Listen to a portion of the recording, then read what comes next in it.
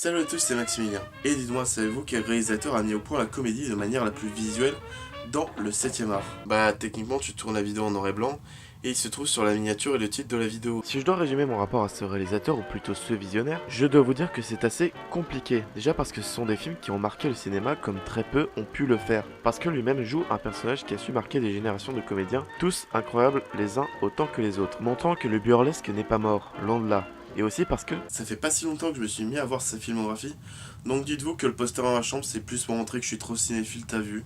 Alors qu'en fait, ouais. il n'empêche que cela ne m'a pas pour autant empêché de rêver. Il fait donc partie d'un des réalisateurs les plus emblématiques du siècle. Il a posé les bases de beaucoup de films dont les gags visuels sont utilisés scénaristiquement à fond dans son délire, où on passe non seulement un excellent moment, tout en chargeant beaucoup d'émotions. A l'inverse de certaines comédies, les gags sont axés uniquement sur les dialogues. Parfois c'est bien comme Alexandre Astier quand il apporte sa patte artistique, soit c'est mal joué, soit pas drôle, ou tout simplement malaisante. Sérieux, je m'attends au pire pour ce film. Ça va vraiment être notre cadeau pour 2019. Arrête d'y penser, mec, ça te fait du mal. Quoi, l'article 13? Charlie Chaplin est né le 16 avril 1889 à Londres en Angleterre. Avant d'être réalisateur, il avait été lancé par la Keystone Company, dirigée par Max Sennett, une des personnalités les plus importantes du cinéma muet. Charlie Chaplin s'était donc lancé dans le stand-up, dans lequel il développa son côté burlesque malgré les nombreuses difficultés. Puis il finira par créer sa propre société de production, United Artists Company. Ce qui signifie en français la Société des Artistes Unis. Il produira et réalisera par la suite de nombreux chefs-d'œuvre cinématographiques, ayant une place pour Hollywood dans des périodes difficiles à la fois pour les États-Unis et pour le monde entier. Ok, ça c'était la fiche Wikipédia. Dans la majorité de ses films, il met en scène son propre personnage connu sous le nom de Charlot, un personnage mixant le style vestimentaire de la classe pauvre et de la haute société, caractérisant les deux facettes du monde. Les défauts, comme les qualités des deux classes, sont présentes dans ce personnage. Il est néanmoins rejeté par les deux parties, l'un le trouvant trop riche et l'autre le trouvant trop pauvre. Un personnage seul contre le monde occidental, où il n'arrive plus à trouver sa place dans cette société. Il se définit non pas comme une sorte de prophète, mais comme un personnage dont il ne comprend pas le système dans lequel il vit, dont Charlot a du mal à comprendre l'utilisation de certains objets, non pas ordinaires mais produits par la société de surconsommation, comme le prouvent les temps modernes. Un des piliers de la science-fiction, puisque le film a réussi à prédire quelques avancées technologiques, comme parler à travers un écran. Ça peut sembler absurde parce que d'autres films l'ont prédit aussi, Mais on est en 1936 et la Seconde Guerre mondiale n'avait pas encore éclaté. Et cette même guerre a créé les missiles V2, conçus par les nazis, qui ont permis aux Américains d'aller dans l'espace. et le film met aussi d'autres inventions vraiment débiles, comme cette machine qui permet de manger sans utiliser ni main ni couvert. Mais la débilité de cette machine est précisément conçue pour critiquer l'absurdité de la technologie, là où elle prend de plus en plus de place dans notre vie. Ça semble mignon dit comme ça, Mais je peux vous assurer que Black Mirror sera là pour vous empêcher de dormir cette nuit. et je passe également sur la société de surconsommation, comme la scène dans le magasin, mêlant l'amour qu'il a pour Paulette Godard, la scène des patins à roulettes où la poésie et l'absurde est mise en scène au millimètre près, ce qui en fait des messages subtils. Et bien sûr cette chanson, chantée par Charlot, mêlant plusieurs langues qui sont l'anglais, le français et l'italien. Se bella tu sedore, je notre soccafore, je notre citavore, je la tula ti la tua. Alors c'est bien beau de parler du burlesque, mais il faut savoir qu'au-delà des messages qu'il transmet, il n'hésite pas à amener des émotions très fortes au sein de son récit. Si son cinéma est pertinent, c'est parce qu'il est progressiste. Dans la plupart de ses films, les femmes font face à certaines difficultés.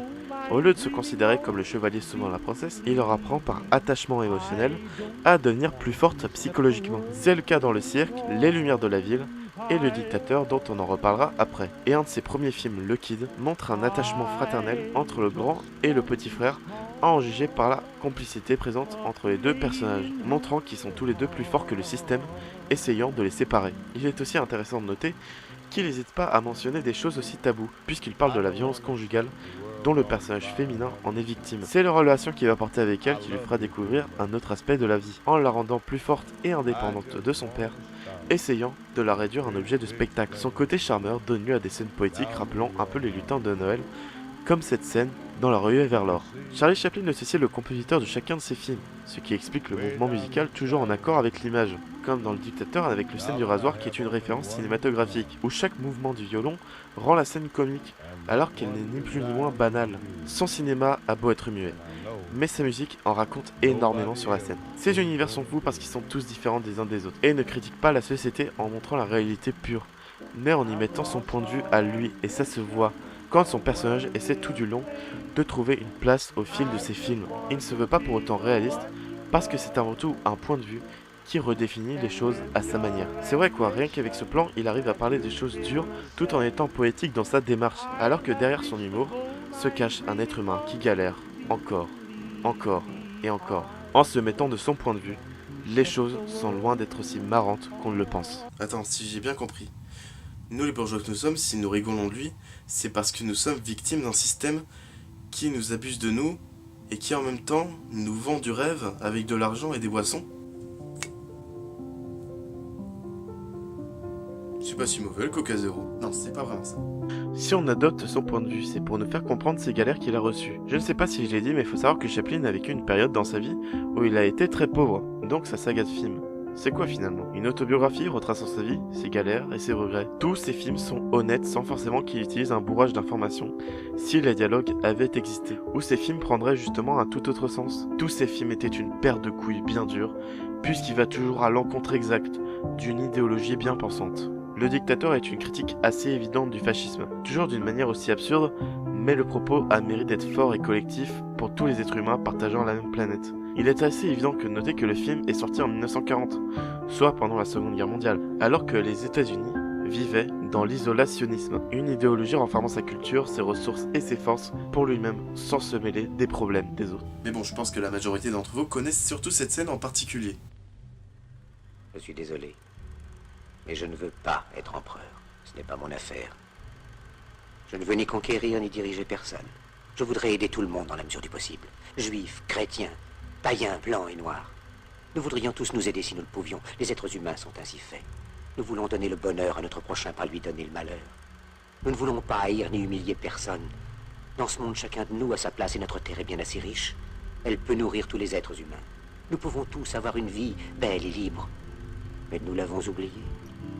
Je vous la mets en description pour ceux qui l'ont pas vu, mais je pense qu'il est assez évident de noter que il y a bien plus que des mots, il y a un message par-dessus tout, c'est compliqué à dire, mais Ce qui en fait la beauté de chacun de ces films, c'est la poésie qui en dégage. Chaque film qui raconte est différent, où son même personnage raconte bien plus qu'une série de gags visuels. Mais c'est l'absurdité de ces gags qu'il arrive à critiquer le monde, là où justement on arrive à s'identifier à ce personnage. C'est bien plus qu'un homme mal habillé marchant comme un pingouin, mais un point de vue sur les choses les plus banales de la vie.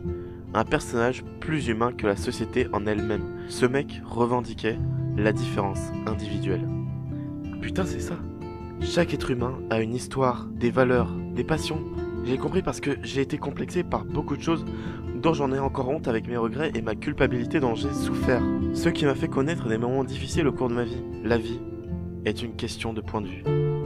Grâce à toi et à l'aide de plein d'autres personnes admirables, je crois que j'ai enfin trouvé une voie dans ma conscience et enfin de pouvoir combattre mes démons.